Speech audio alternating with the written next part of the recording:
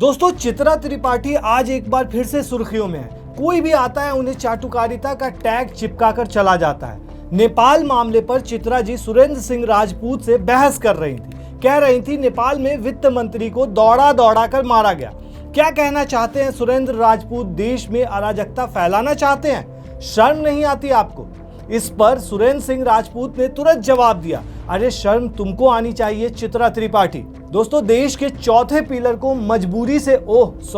मजबूती से थामने वाली चित्रा जी ने तुरंत जवाब दिया, ये तू तड़ाक करके मुझसे मत बोलिएगा, गद्दारी कर रहे हैं आप। जिस पर सुरेंद्र सिंह राजपूत ने भी दुखते रग पर हाथ रख दिया। कहा कि मुझे भी इस तरह से बात मत करना चित्रा त्रिपाठी, चाटुकारिता करती हो तुम, चुल्लू भर पानी में डूब मरना चाहिए। बताइए, इस तरह से कोई बात करता है क्या? वो भी नेशनल मीडिया पर, वो भी चित्रा जी से, जो जानी मानी कर्मठ निष्पक्ष पत्रकार है।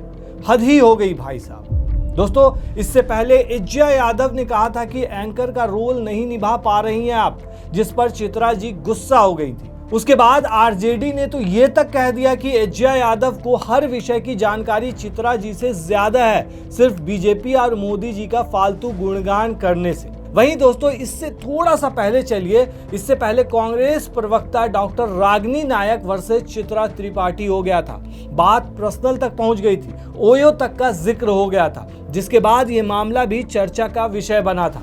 वहीं उससे पहले रवि किशन का मामला, रवि किशन चित्रा त्रिपाठी के यहाँ पहुंचे थे, जिसके बाद दोनों का वीडियो सामने आने के बाद चित्रा त्रिपाठी पूरी तरह से बिफर गई थी। असल में चित्रा जी के यहाँ कोई फंक्शन था जिसमें रवि किशन पहुंचे थे। वहीं दोस्तों, कभी अनिरुद्धा आचार्य से तगड़ी बहस, तो कभी घर में शादीशुदा बाहर सिंगल हूं जैसा बयान। मतलब लगातार कंट्रोवर्सी में है। और इन सब के बीच बड़ी बड़ी पार्टी उन्हें दलाल और बीजेपी का प्रवक्ता कहती है। हालांकि मैं इसके सख्त खिलाफ हूं।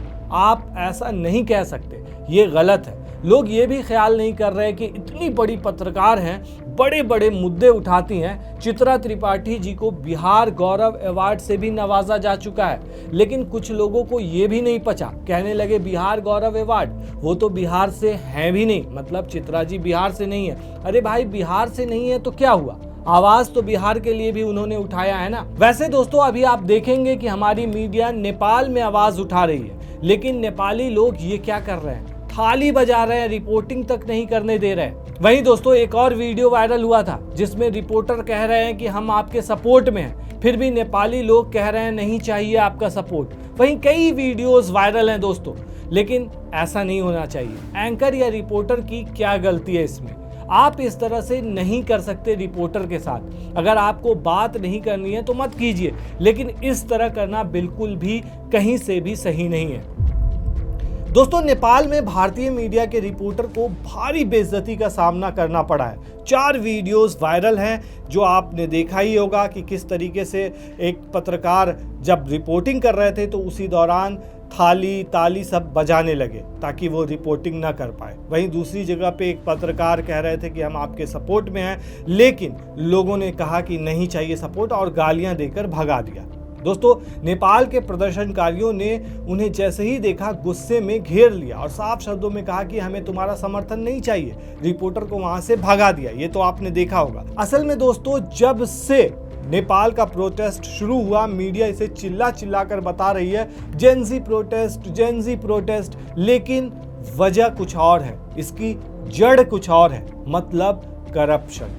और दोस्तों, ये गुस्सा लोगों का तब फूट पड़ा जब सरकार ने कई सोशल मीडिया और मैसेजिंग ऐप्स पर बैन लगाने का फैसला लिया। इसके बाद जनता में आक्रोश और ज्यादा भड़क गया। उसके बाद जगह जगह हिंसा भड़क उठी और हालात इतने बिफर गए कि गृह मंत्री को दौड़ा दौड़ा कर पीटा गया नेपाल के अंदर में। प्रधानमंत्री को इस्तीफा तक देना पड़ा। लोगों ने नेपाल की संसद तक को आग के हवाले कर दिया। इस पूरे घटनाक्रम को दुनिया भर के मीडिया ने कवर किया। वहीं भारत के मीडिया का इस मुद्दे को कवर करने पहुंचना एक अलग ही चर्चा का विषय बन गया। भारत में जेनजी प्रोटेस्ट नाम दिया गया। वहीं दोस्तों दैनिक जागरण का तो एक हेडलाइन काफी ज्यादा वायरल है जिसमें जेनजी मांग रहे हैं हिंदू राष्ट्र, इस तरह की बात कही गई। लेकिन दोस्तों मेनली ये आंदोलन करप्शन के अगेंस्ट था। वहीं कहा यह गया कि सोशल मीडिया पर बैन की वजह से जेनजी गुस्सा हो गए, जबकि प्रोटेस्ट में सबसे ज्यादा जेनजी ही थे। ये बात सच है, लेकिन ये प्रोटेस्ट इसलिए शुरू हुआ क्योंकि वहां की सरकार ने करप्शन को और ज्यादा छुपाने के लिए सोशल मीडिया पर बैन लगा दिया। मोटा मोटी ऐसे ही आप कह सकते हैं। इस बात पर वहां के लोग भड़क गए और जो अंदर की चीजें दबी हुई थी इतने जमाने से वो बाहर निकल करके सामने आ गई और पूरी तरह से उग्र हो गया आंदोलन। दोस्तों मीडिया जो किसी भी लोकतंत्र में जनता और सत्ता के बीच पुल का काम करता है, लेकिन आज क्या हालत है मीडिया की ये सबको पता है। पत्रकारिता की भूमिका छोड़कर कुछ मीडिया हाउस सिर्फ सरकार की तारीफें और विपक्ष की बदनामी में ही लगे हुए हैं। कहते हैं सरकार अच्छा काम करे तो तारीफ करनी चाहिए, बिल्कुल करनी चाहिए, मैं भी यही कहता हूं, लेकिन सिर्फ तारीफ। दोस्तों ऐसे में आम जनता का भरोसा मीडिया पर से उठना लाजमी है और भरोसा सिर्फ भारत में ही नहीं टूटा, अब विदेशों में भी लोग इसकी सच्चाई पहचानने लगे हैं। वीडियो में साफ दिखाई दे रहा है कि पत्रकार प्रदर्शन को कवर कर रहे हैं, तभी नेपाली लोग उनको गालियां देने लगते हैं जिस पर बीप लगाना पड़ता है। दोस्तों गालियां सुनने के बाद पत्रकार कहते हैं हम आपके सपोर्ट में हैं, जिस पर नेपाली लोग कहते हैं कि we don't want your support. मतलब नेपाली लोग साफ शब्दों में कह रहे हैं कि हमें आपका कोई सपोर्ट नहीं चाहिए, जिसके बाद फिर से गालियां दी जाती है।